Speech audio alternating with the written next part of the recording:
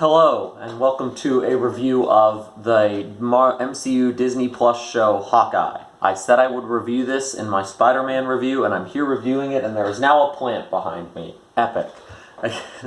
Scenery, decoration. There's also a messy bed that I haven't made. Awesome. So Hawkeye is a cool show. I binged all of it in the weekend. What the heck was that? I binged all of it in the weekend after seeing Spider-Man No Way Home, because I did not feel like watching it weekly. They were billing it as a Christmas show. They started it around Thanksgiving. It was only 6 episodes. Did not feel like a watch week-to-week show. And I was right. It is not. Hawkeye is a very cool show, but not enough happens episode to episode. Like, for reference, I watched the first episode, and very, very minor spoiler here, very minor, for the end of the first episode.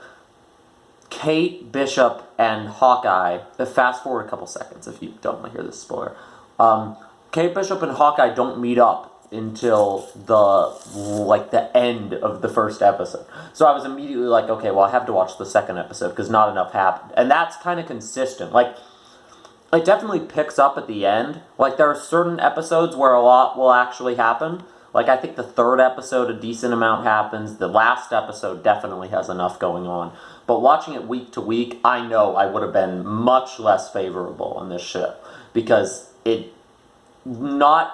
feel like more than any of the MCU shows so far, the story of this show could have been trimmed down and condensed into a movie if Hawkeye was a popular enough character to get a movie. He's not, so this is a show, hence the show exists. But like, if he was, this could have been a movie script more than any of the other, more than even Falcon and Winter Soldier. And it's really like not enough happens each episode. And you can even pinpoint plot lines. Like, there's a whole plot line with Kate Bishop's parents that I think, oh, if this were a movie, this plot line would have been cut because it's the least interesting part of what's going on right now. That being said, I'm making this show sound like it's bad. It's not. It's actually quite a fun binge. I enjoyed watching it a lot, but watching it week to week would not have been fun. And honestly, most of the fun that I had was Kate Bishop, this new character. I'm kind of in love with Kate Bishop. Like, she's just a very cool character. And Haley Steinfeld is a great actress. I mean, she's been in a lot of things before, but I've never really been, like, fully, like, she's never stood out to me. But in this show, she does. Like, her character is so interesting. She's, like, I like that she doesn't have this, like, super traumatic backstory. I mean, she has a traumatic backstory.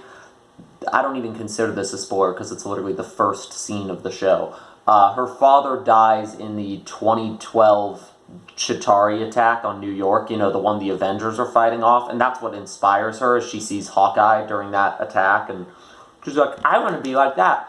But she's not a Batman character or some kind of vigilante. She is literally just a 22-year-old college senior, the same age as me. In fact, this show takes place at the exact same point in her, like, life development as I am in mine, right down to the Christmas season between semesters. She's just some 22-year-old, like, college student. She comes from a rich family, so she's never had to fight for anything she wants really. She's just really good with a bow and arrow. Like, that's her thing. She's somebody you could meet in a real world scenario, like at school, like at college. She's somebody I could meet. She feels like somebody I could meet at a college. She very much has Zoomer energy. She's, like, awkward. Did I really just say Zoomer energy? That sounds bad coming out loud. She's very, like, awkward and anxiety-ridden and, like, kind of, like, dorky, but also, like, badass. Really badass with the bow. She goes toe-to-toe with Hawkeye. And so it's a nice story of, like, oh, it's not like, I was fully expecting Kate Bishop to be some kind of I don't know, tortured vigilante character, like a huntress type character or something for the DC. But she's just like a normal person who's really good with a bow, which fits because the actual Hawkeye, Jeremy Renner, a Hawkeye, is just a normal dude who's really good with a bow that got to be on the Avengers. So it's kind of like it's the underdog of the Avengers with the underdog of like teen superhero. Not underdog in the sense that they have to fight to prove something, but it is kind of like she's basically just a Hawkeye fangirl, and she ends up brought along on this mission with him, not because of vigilanteism or anything, but because of a split-second decision she makes that is like just kind of an accident. She kind of just stumbles into it, which I think is cool for like a Marvel thing. There was a very different vibe than I've ever seen in a Marvel movie before, of like the old grizzled I want to retire Avenger paired up with the young fangirl, like, but not like in a cringy way. Like she's just dorky. She paired up with the young, like, Tom Holland Spider-Man-esque character. But I think I like her a lot better than Tom Holland Spider-Man. I don't watch my Spider-Man review, you'll know they did him well in that movie, but Kate Bishop is the star of the show. Jeremy Renner as Hawkeye has never been interesting enough to grab attention on his own, and that remains true in this show. Like, I know a lot of people complained in Black Widow that Yelena took the spotlight away from Black Widow. I haven't seen Black Widow, so I don't know if that's true, but that definitely applies to this show, where Kate Bishop takes the spotlight from Jeremy Renner, Hawkeye, which I'm completely fine with because he's a bland character. I mean, they made him interesting here. His connection to his family is interesting and leads to some really sweet moments, but generally he's not as scene-stealing as she is. And the joy of the show is seeing how they work together. The joy of the show is also comes in some of the interesting characters they introduce later on. A character named Echo, who is deaf, and like a deaf warrior, and then a certain character that I don't want to spoil is in this show, but it's cool when they show up. And so it definitely takes a bit to get going, but it's only 6 episodes. They feel very short. Almost every episode ends with the credits of me being like, "Oh, that's it? Oh, okay."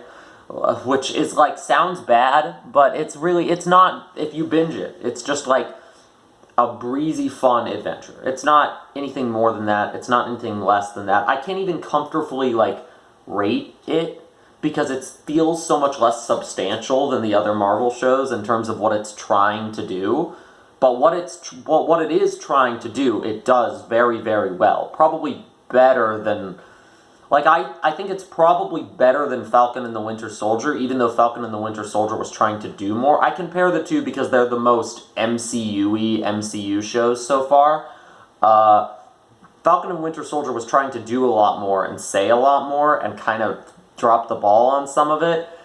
Hawkeye knows what it wants to set out to do, and it does it without failure, without bringing itself down trying to do more, which depending on... I'm not sure what I prefer when it comes to the MCU at this point. Do I prefer the MCU project that knows what it wants to do and does what it wants to do really, really well and doesn't try to be more than an MCU thing should be? Or do I prefer the one that goes ambitious and tries to be more and kind of falters? I don't know what I'd prefer them to do. I feel like I need to watch the Eternals to figure out the answer to that, but I don't want to watch the Eternals, dude. That movie looks so bad. I'm glad they brought it back with the Spider-Man Hawkeye combo. I liked both properties a lot. It was a very MCU weekend for me when I was watching both of those. And then I went back and finished Arcane. That'll be my next review. That also has Haley Steinfeld. So Haley Steinfeld's having a great year. But yeah, Hawkeye. Hawkeye is good. You should watch it if you have Disney Plus. It's not worth getting Disney Plus for. But if you like fun, it's exactly what the trailers make it look like. A fun, like, Christmas, woohoo, yay, arrow shoot, fun show. And the characters are great. So, yeah. Yes, I got it under 10 minutes. I knew this one wasn't going to be that long. Arrivederci!